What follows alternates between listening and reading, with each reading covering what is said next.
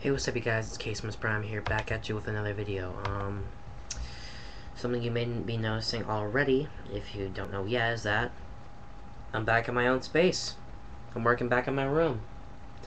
Isn't it a miracle? I'm finally back working in here. I'm using my mom's laptop on my new laptop table, and glad to be working back in here again. Really happy. And I thought I'd start off something with a bang. I tried to do just a little analysis, this weird random test video, but I'm gonna do something I wanted to do for 4 months, a week, and 3 days. A movie review. One I've been promising myself I'd do, and everyone out there, I promised I'd do the day I see it.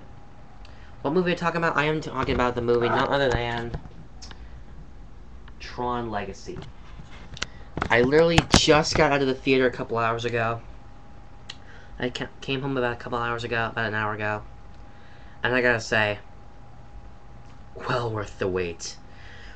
By the way, before I go on, major spoilers. If you do not want to get spoiled by the plot or anything, do not watch this video. I will put it in the title and in the information that this video contains a chock full of spoilers, which is something I haven't done for all my past movie reviews. So, with that said, let's get started. The story, basically, it opens with Kevin Flynn basically telling his 6-year-old son, or actually his, about 6 years old. I don't know exactly how old he is, but I think he's about, like, maybe about 10 years old. Basically, Kevin Flynn's telling him about the Tron system and the grid, telling him how amazing it is about a couple of the programs he's designed and a couple of the people in it. And then he tells him that he's got to go to work. And basically by work, he means going to the grid. And he tells him, what do you say we hit the arcade tomorrow? And then Sam wakes up the next morning and he learns that his father has gone missing. He assumed either he died or he ran away. No one knows. And apparently, some other idiot is running Encom, pretty much mass producing a whole bunch of new video games. Dillinger, surprisingly, still has his job at Encom as part of the board of directors. And Alan still has his job for Encom, but he's still in accounting. He's still just a designer. He's not corporate or part of the board. And basically, it was said that Sam would inherit the family tradition, the Encom, when his father passed, but he never did. He's just kind of a runner. So then Alan tells him he got a page from his dad's office at the arcade, which is where Sam goes next, and he ends up getting sucked into the Tron system and put on the game grid by Clue, according to his orders. Basically, then he is bailed out of the grid by Cora, and then is escaped, reunites his father, and tries to defeat Clue to get them both back home. Now I'm talking about the basic plot. Let's talk about a couple of characters. First, let me start off with... Oops. Drop this guy's baton. Let's start off with Sam Flynn, who is this little guy right here. You still have your disc intact, Sam. Who are you again? We gotta work together!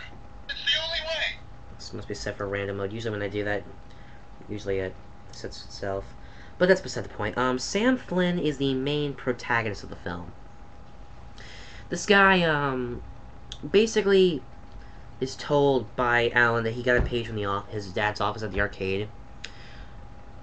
And then he goes to his dad's office and gets sucked into the Tron system and is put on the game grid.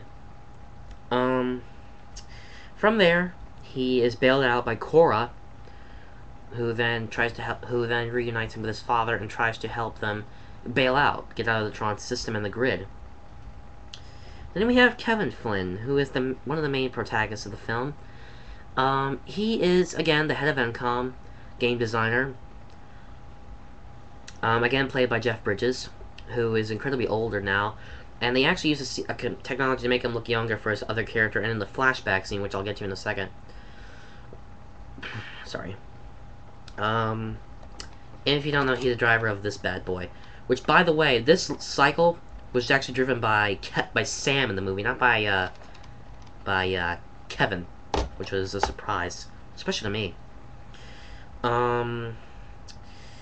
he basically spent all of his time. He tells him that he is going into the Tron system, which is basically his work. And then he then tells him that he tried to create an avatar of himself to run Tron City when he can't be there. And it took over, which is where we get the main villain of the movie, Clue. Now, if you've seen the original Tron, which I'm pretty sure you have, shame on you if you haven't, and you saw Tron Legacy. No offense, of course, if you haven't gotten a chance. Clue was originally a hacking program designed by Kevin Flynn. What happened was, he was really supposed to be a program he designed to retrieve the information that he designed all those video games instead of Ed Dillinger, but where he then got destroyed by the Master Control program. But then after becoming the head of NCOM, Kevin Flynn rewrote him and was supposed to make him just a ruler of Tron City when he can't be there, and he became power hungry, and then he decided to become a dictator, and he rules Tron City with an iron fist, which is basically what he did. Basically, he wants Kevin Flynn destroyed. He thinks that there's only room for one representation of him in Tron City, and he's it. Very, very talented guy, and by talented, I mean, like, very brutal and angered and driven and power hungry. Then you have, well, let me get back to one of the main characters, Cora. Cora is a female program who's one of these old species of, I forget their name, my memory isn't as good. I don't remember what her species was, but she's the last of their kind. And basically, Kevin took her under a wing and kept her protected from Clue, because he had a feeling that Clue would use her for a whole different purpose, or destroy her. Now that I'm done talking about the good guys, let's get on to the bad guys. Then we have Rinsler, who, I'm going to answer a very important question right now. It is official. Rinsler is Tron. If you remember from Tron Evolution the game, Tron 2.0 or 3.0 was written as one of the characters in the game. Basically, he is another updated version of him. Basically, what he does is he's kind of like his old self, but apparently, Clue got a hold of him, destroyed him, and rewrote him as Rinsler. And Kevin Flynn recognized him right away because in the scene, he's using 2 identity discs, which is something only Tron could do back then. And you can also tell because he had that red T on his chest, which was similar to the. If you have the figure, you'll probably recognize it. Ignore my friends giggling if you can. Then we get on to Castor, who was at one point my favorite character in the film. Originally he was supposed to be a MP3 program, who was also under the name Zeus. But apparently, he is a undercover officer for Clue, who was trying to get Kevin Flynn's identity disc and pretty much capture him, and, well, he succeeded. I was hoping he would have been a good guy. Just a normal program, no specific relationship to Clue, or Sam Flynn, or Kevin Flynn. I was wrong. And then, you know, he is a mischievous kind of guy.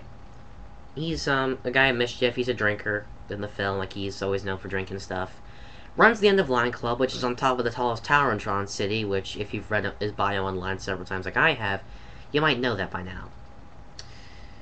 Then we get on to, there wasn't one of the other characters that were made in the film.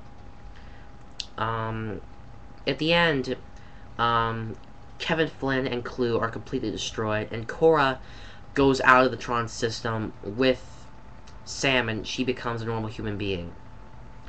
And it pretty much ends from there. Now, overall, you're probably wondering if I'd recommend this movie. If you've been waiting for it as long as I have, or were extremely stoked for it like I am, or if you grew up with Tron back in the 80s... Oh wait, before I do that, one more character. Jem. Jem is another female program who's actually part of the armory with the sirens, and it's also kind of like Castor's girlfriend, because she spends a lot of time with him. But, they both have... The people at the army also do have a connection to Clue. But as I said before, if you've seen the original Tron, or if you've seen the trailers on YouTube or anywhere, You should see this movie. I highly recommend it. If I said in the beginning of the video, I would have been waiting for 4 months, a week, and 3 days to see this movie. It was such an amazing movie. It literally blew me away on the screen. I actually felt like I was on the grid, like there was no screen. I was in Tron City. And if you saw it already opening night or sometime today, I recommend sometime near the end of the month, I suggest you go see it again, and I am definitely going to do that. The only thing that was kind of upsetting for me was it ended. But one thing that did make up for it was a couple of pretty awesome trailers for Thor, Green Lantern. I can't believe they didn't show a trailer for Transformers Dark of the Moon. They were supposed to, but they didn't. But trailers aside, I highly recommend this movie. I suggest that once it hits the shelves on Blu-ray and DVD, I suggest you go run out and grab a copy. I will definitely do the same. I was blown away, and I'm glad I waited, and it was well worth it.